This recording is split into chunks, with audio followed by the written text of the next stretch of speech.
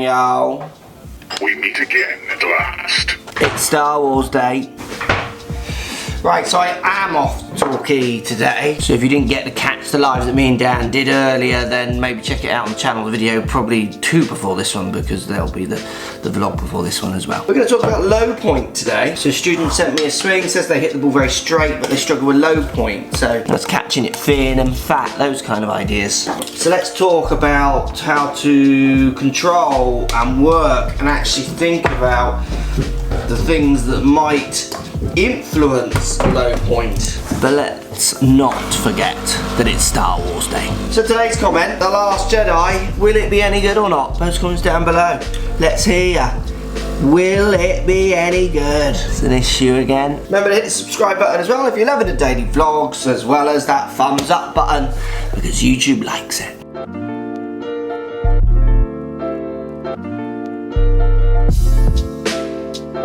Today's swing complains of low point, lack of control, fats and fins, I'm guessing that means.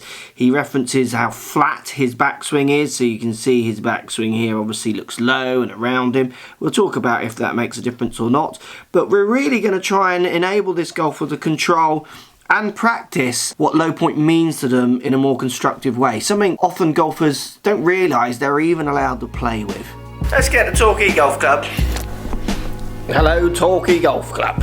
Right, first ideas with playing with low point. I like to get people to think of left leg, left hip, left shoulder. So before we start to address any of these ideas, I like to get people to try and play with low point by playing with their understanding of up and downs. So what I mean by that is, let's pretend he's hitting them thin and fat. So that often means low point is slightly before the ball. So he's catching the ground or he's missing the ground and getting the ball maybe as he pulls up away from the ground, getting those low strikes. So what I like to do is I like to move low point a little bit further forward possibly, and maybe a little bit lower. So what I mean by that is I get them to feel left knee straightening as they're hitting the ball, so coming up through their left leg, left hip getting higher, left shoulder getting higher. And this always spins them out at the start, because them feeling like the left side of them is getting higher makes them feel like they're going to be further away from the ball, so they're going to catch it maybe even cleaner. But what it does is, with this side going up, is it throws this side of your body down a bit more, and in turn it throws that club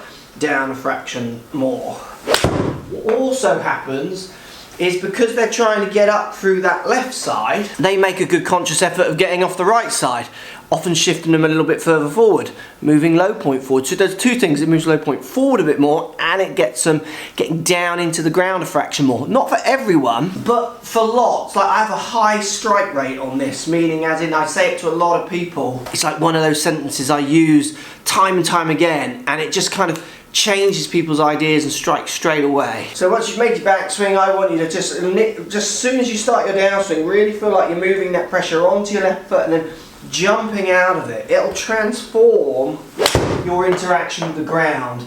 If it doesn't, we might talk about what's going on with arms and things, and flats and not flat backswings a bit later on.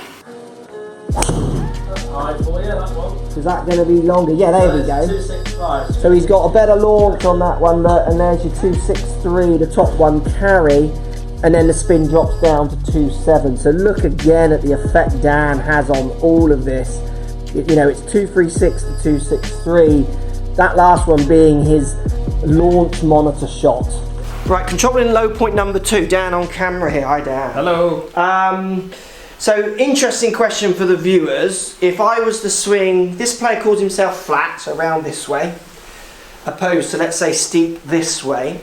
Common understanding would be that steep is more down than flat. I'm going to try something. So we're calling this high and steep, yeah? Yeah. Let's see if we get angle of attack on that. Angle of attack was 1 down there. Yeah. 1 down. Yeah. And we're now going to go flat. So this is what we call flat, isn't it? Yeah. So that should be up. If the other was only 1 down, that should be less down, is what we're saying. Yeah. Angle of attack, 5.9 down. Angle of attack, 5.9 down. Swinging steep or swinging what people call flat doesn't have to relate to up and down. But, to contradict myself, which you always like to do to try and keep you thinking, there is some patterns to golfers who do swing more upright, hitting more down, and golfers swinging flatter, hitting more level. Now, if this golfer can't control low point by doing left leg extending, those kind of ideas, it would be interesting if we got him making a swing where he stacked elbow and hand, so basically trail shoulder rotation and hands up in the air more, if that would change his interaction with the ground.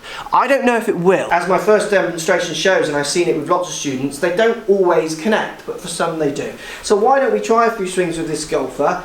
If left leg extension, hip and shoulder isn't working, I want you to try and feel like you get the trail shoulder rotating more. So try and feel like you're stacking elbow and hand on top of each other. You can do some one hand swings where you feel like you swing back, and I know they're not, but to me that feels like the elbow is underneath the hand. And a good way of getting the feeling with this, and I did this the other day, is get some weight in your hand. So if I just grab these 3 clubs with my right hand only, if I do your normal action where the elbow kind of runs outside the hands, that feels really hard to hold there for any period of time.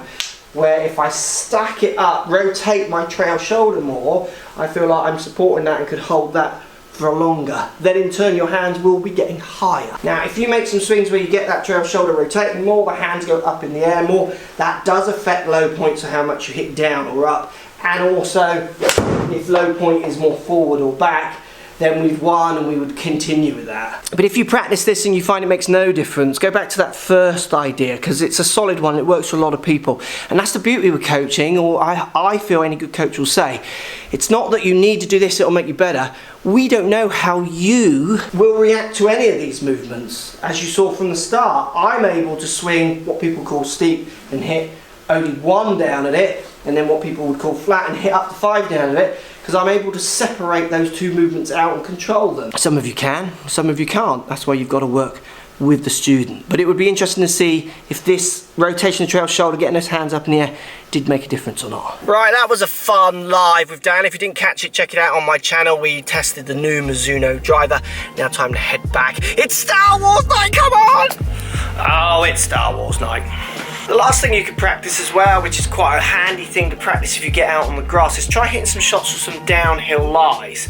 See how easy or hard you find that. People who are relatively shallow at the bottom will find that maybe a little harder, subject to how they address or change their address subject to the slopes. But it's good putting yourself in those more challenging positions that your delivery throws at you and working out the feelings of how to beat that, and then use those feelings when you're on the flat and see how it changes low point, strike, those kind of things. The other thing I do with students is I get them to hit shots from different height tees with irons, see how good they are at plucking it, try and get them to hit ball below their feet, those kind of things. Anything to get them trying to interact with the ground, feel how their body moves differently, and then relate that back to on-course situations, those kind of ideas.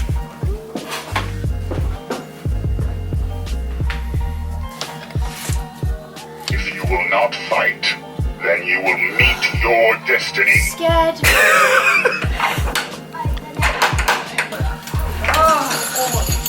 Your destiny lies with me, Skywalker. It's Star Wars night!